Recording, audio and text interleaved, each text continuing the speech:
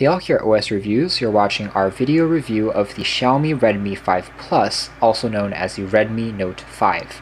This is a budget smartphone that actually packs surprisingly capable hardware, all for under $180. It gets even cheaper when it's on sale, so you can find it for around $150 sometimes.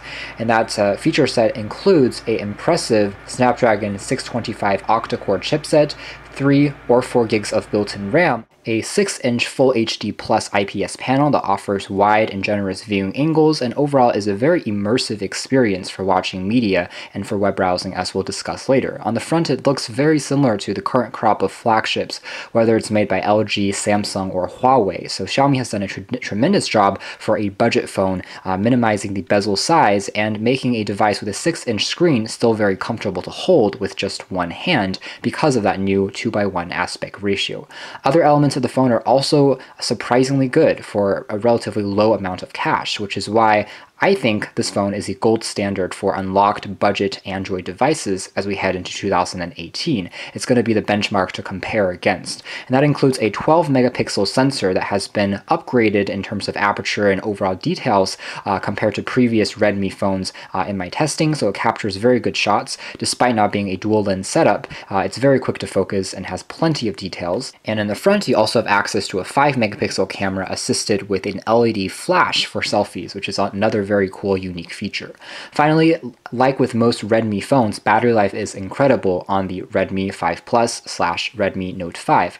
It offers a 4,000 milliamp hour pack, which combined with the very energy efficient Snapdragon 625 will deliver almost 3 days for light use before you need to juice it up again, and it supports Qualcomm's quick charge as well. So these are all very impressive specifications. Alright, so taking a quick look at the design of the phone now. Like past Redmi phones, the construction quality is also very good. The back here is made out of aluminum, so it has a very nice cold, hefty touch when you pick it up. With that being said, the top and bottom of the phones are made out of plastic. This is just used as the antenna bands for Wi-Fi, GPS, and Bluetooth. The bottom does use a slightly older micro USB for charging, but that's fine in my books, simply because you still have a 3.5mm headphone jack on the top, along with an IR blaster, which you can use to control televisions and air conditioner sets. So turning on the device, we are greeted to Xiaomi's MIUI version 9.1 Global. This is a pretty different version of Android if you're used to the stock experience, such as the one found on the Pixel, for instance. On Xiaomi's MIUI, there isn't a consolidated app tray, so you won't find a button on the bottom here that I can tap on to access a full list of all my apps.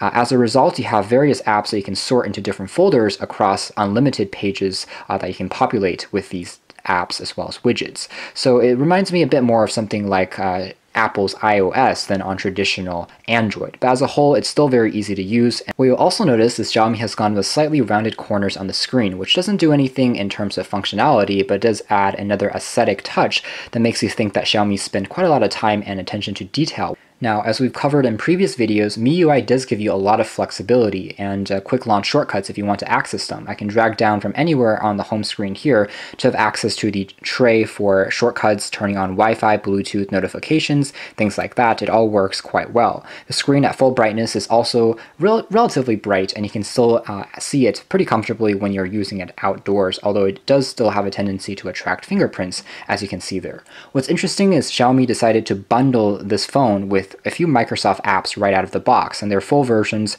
that allows you to create and edit documents on the go. It's actually pretty easy to quickly edit any documents you may have for work or for school, and because we do have this very generous display, you can see that the keyboard here is also very comfortable to use. The responsiveness of the screen is top-notch. Very similar to current flagships, it supports multi-touch up to 10 fingers. By starting with the camera, the interface should be familiar if you've used a Xiaomi phone in the past, and it's overall pretty clean and easy to understand. You can see how quickly it captures an image once it's focused onto an object, so speed is definitely one of the best attributes of this particular phone's camera. It's very quick to focus and quick to snap a shot. Otherwise, on the bottom, we can also apply instant filters onto our shots. We can also reverse it to the front-facing camera, and it's only under very dark environments when the flash is turned on, but if I want to turn that on, I can also tap on the torch function, and you can see this is what the front-facing flash looks like. And if I wanted to, I can also tap on options to have access to changing the resolution, straightening, adding different effects, capturing panoramic shots, things like that. Taking a look at some sample shots, again, I was fairly impressed. This was captured in almost complete darkness as the sun was fading away, and you can see it's captured the details of these tree branches surprisingly well. It actually focused almost instantly, and again, it was very quick to capture the shot. And now for some photos captured in broad daylight, again, you have even more impressive results. Colors are extremely accurate, and although it doesn't have the most detail in the world compared to, let's say, 20 megapixel sensors, as a whole you can still zoom in and you get an overall very fine looking image, especially again on such a budget oriented phone. And again, paired with this very impressive looking display, you can even see the dust particles on this branch here. One of the shortcuts I alluded to earlier was you can actually hide the home, back, and multitasking keys if you don't want to use them, just by going into settings and toggling this function to off. So this gives you an even larger canvas to work with, although there are no built-in hardware keys below the chin here because it is a very small overall bezel. In terms of performance, again, the Snapdragon 625 is a tried and tested chipset. It's no longer the latest chip. In fact, some newer Xiaomi phones are beginning to use the Snapdragon 630 series, which delivers slightly faster performance. But we can load up something like the New York Times and see how it renders. Again, this is a complex page with many challenging videos as well as ads and scrolling elements that less capable hardware will not fare well with. But on this, you can see how it loads up very quickly, and you can also zoom in and still pan around without any hiccups in terms of the overall performance. And now for a quick test of the speakers and video playback through the YouTube app.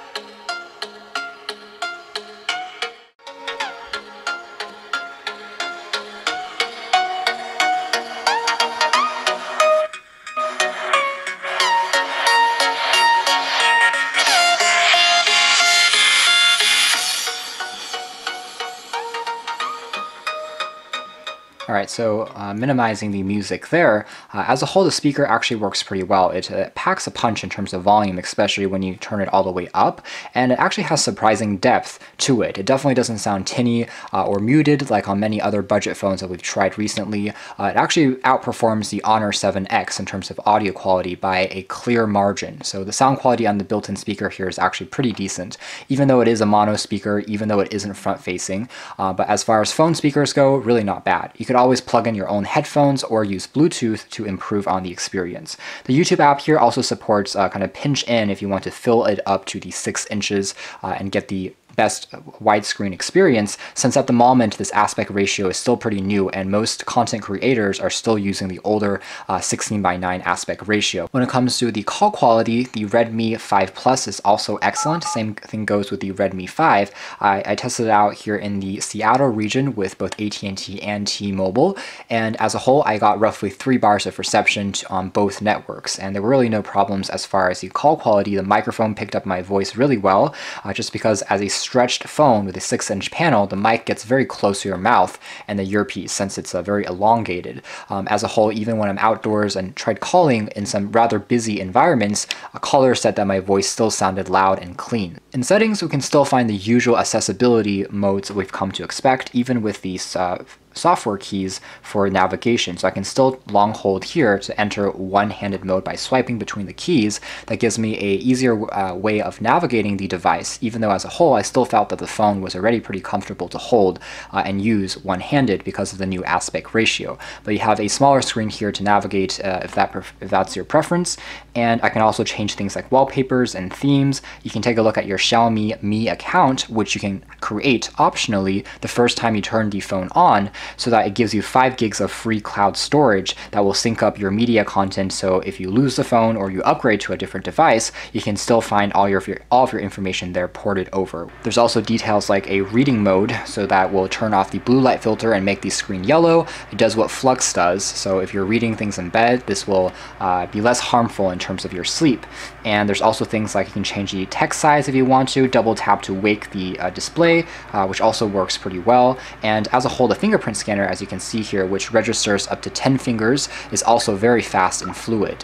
In fact, it's one of the fastest I've seen so far, especially on a budget phone. Xiaomi has always impressed in this particular regard. Now, the phone does not have NFC, however, so you can't use it for Google Wallet and other mobile payment solutions. With the Snapdragon 625, gaming performance is also more than acceptable. For the most part, I didn't encounter any drop frames, even when playing back fairly graphically intensive 3D titles, things like Asphalt 8, for instance, and it keeps up and does a great job. Finally, we can still long hold on the home key if we want to access Google Assistant for doing some quick AI-assisted searches, and I can also enter into the multitasking tray here if I want to do a split screen and open 2 apps at the same time, which actually works very well, especially on such a stretched panel like this one.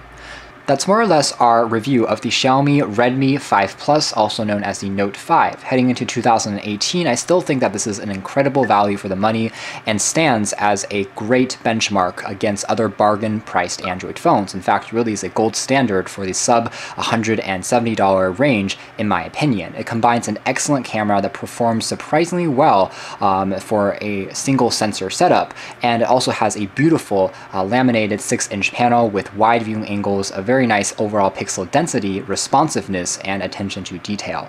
Furthermore, system performance is also excellent. The Snapdragon 625 can still more than hold up, especially combined with 3 or 4 gigs of RAM, and as a whole, it's a swift and responsive affair with not too much lag or delay, even if you're pushing it with many tabs open in the browser or playing back a few more graphically intensive games and programs.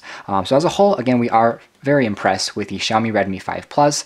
Again, they've delivered a phone with incredible value for the money. So you can check out more details about the Redmi 5 Plus in our article coming out soon, but for now, this has been our video. Thanks for watching here at OS Reviews.